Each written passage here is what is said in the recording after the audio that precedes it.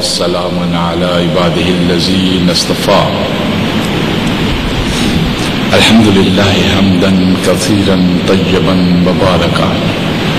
والصلاة والسلام على من لا نبي بعده أما بعد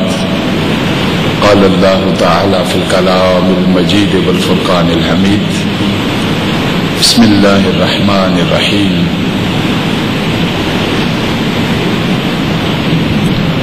وَإِذْ وَعَدْنَا مُوسَىٰ 40 لَيْلَةً ثُمَّ اتَّخَذْتُمُ الْعِجْلَ مِنْ بَعْدِهِ وَأَنْتُمْ ظَالِمُونَ ثُمَّ عَفَوْنَا عَنْكُمْ مِنْ بَعْدِ ذَلِكَ لَعَلَّكُمْ تَشْكُرُونَ وَإِذْ آتَيْنَا مُوسَى الْكِتَابَ وَالْفُرْقَانَ لعلكم تهتدون وإذ قال موسى لقومه يا قوم إنكم ظلمتم أنفسكم باتخاذكم العجل فتوبوا إلى بارئكم فاقتلوا أنفسكم ذلكم خير لكم عند بارئكم فتاب عليكم إنه هو التواب الرحيم صدق اللہ مولانا العظیم وصدق رسولہ النبی الکریم ان اللہ وملائکتہ یصلون علی النبی یا ایہا الذین آمنوا صلوا علیہ وسلموا تسلیما اللہم صل علی سیدنا ومولانا محمد وعلی آلہ وصحبہ وبارک وسلم اللهم صل وسلم وبارك على ذات المحمدية والآل عدد خلقك يا الله يا الله يا رحمن يا رحيم يا حي يا قيوم برحمتك نستغيث. معزز و محترم سامعین زیبگار، پچھلے جمعۃ المبارک پہ ہم نے قرآن حکیم کی سورہ بقرہ کی آیات 48 اور 49 ان دو پہ گفتگو کی تھی، اور آج تھوڑی سی گفتگو ہم کریں گے آیت نمبر 50، 51، 52 اور 53 پہ، بلکہ 54 تک انشاءاللہ العزیز ہم اس کو آج سمجھنے کی کوشش کریں گے اللہ کی مدد سے اور اس کے حبیب صلی اللہ علیہ وسلم کے نالین مقدسہ کے توسل سے. پہلے ان کا آیات کا ترجمہ سماعت فرمائیے. وَإِذْ وَعَدْنَا مُوسَىٰ 40 لَيْلَةً، اور یاد کرو وہ وقت جب ہم نے موسیٰ علیہ السلام کو 40 روز و شب کی ایک قرارداد پر بلایا تھا.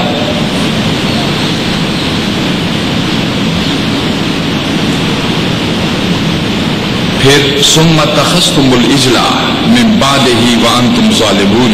تو اس کے پیچھے تم بچڑے کو اپنا معبود بنا بیٹھے. اس وقت تم نے بڑی زیادتی کی تھی، مگر اس پر بھی ہم نے تمہیں معاف کر دیا. قرآن کہہ رہا ہے عنکم من بعد ذلک، اس پر بھی ہم نے تمہیں معاف کر دیا کہ شاید تم اب بھی میرے شکر گزار بندے بن جاؤ. پھر ارشاد فرمایا وَإِذْ آتَيْنَا مُوسَى الْكِتَابَ وَالْفُرْقَانَ لَعَلَّكُمْ تَهْتَدُونَ، اور یاد کرو ٹھیک اس وقت جب تم یہ ظلم کر رہے تھے ہم نے موسیٰ کو کتاب اور فرقان عطا کی تاکہ تم اس کے ذریعہ سے سیدھے راستے کو پا سکو.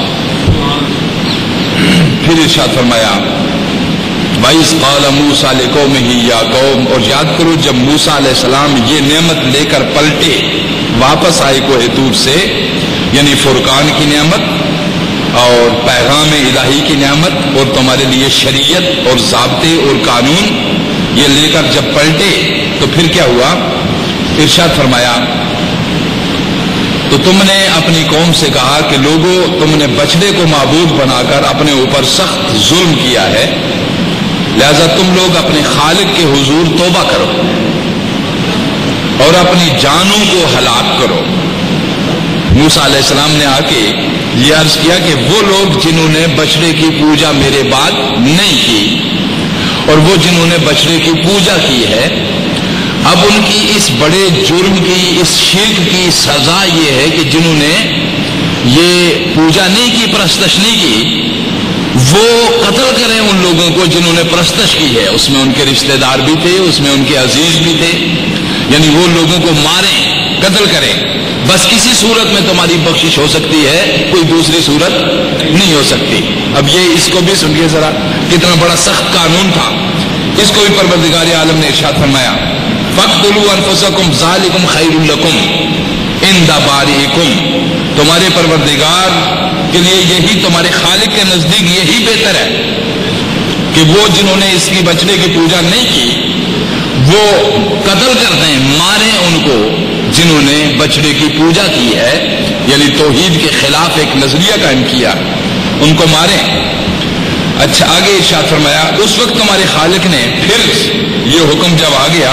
اب وہ مجبور ہو گئے، تو سنیے اگلی آیت، پھر پروردگار نے ارشاد فرمایا، فَتَابَ عَلَيْكُمْ، اللہ نے جب ان کی یہ سخت قسم کی بات دیکھی اور دیکھا کہ اس سے تو وہ ڈر گئے اور خوف زدہ ہو گئے اور اب کوئی چارہ نہیں، تو فَتَابَ عَلَيْكُمْ، پروردگار نے پھر ان کے اوپر توبہ کا دروازہ کھول دیا۔ یعنی اب بتانا اس کے اندر بہت ساری چیزیں ہیں جو میں آپ کے سامنے تھوڑی تھوڑی بتاؤں گا۔ فَتَابَ عَلَيْكُمْ إِنَّهُ هُوَ التَّوَّابُ الرَّحِيمُ، پھر ایک بار دروازہ بخشش کھول کر اللہ نے اپنی بخشش کی وہ خیرات بانٹی، وہ خیرات بانٹی کہ وہ برتہ حیرت میں پڑ گئے۔ توجہ دیجیے ذرا ان چیزوں کو۔ وَإِذْ قُلْتُمْ يَا مُوسَىٰ لَن نُّؤْمِنَ لَكَ حَتَّىٰ نَرَى اللَّهَ جَهْرًا،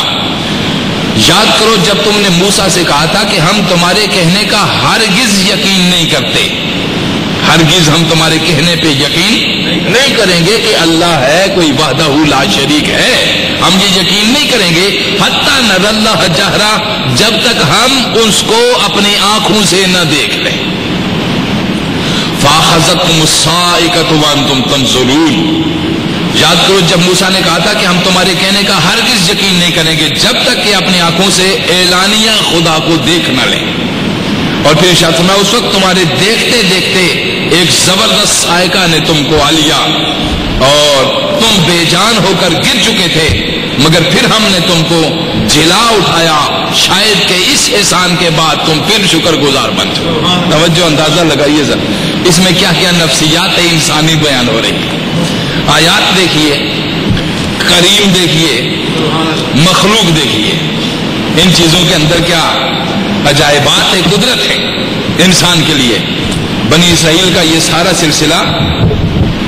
اور ان کی یہ ساری گفتگو اور ان کی یہ ساری چیزیں بیان کرنے کے لیے پروردگار نے یہ قرآن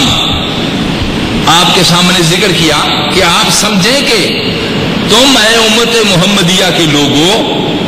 تمہاری خطائیں، تمہارے گناہ، تمہاری نافرمانیاں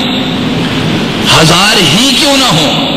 مگر یہ اتنے بڑے بڑے طوفان جو پیچھے ہم اپنی بخشش سے صاف کرتے آئے ہیں، تم اگر در مصطفیٰ کے جھک جاؤ گے تو میری نعمتوں سے کون کون سا فائدہ نہ اٹھا سکو گے۔ توجہ دیجیے،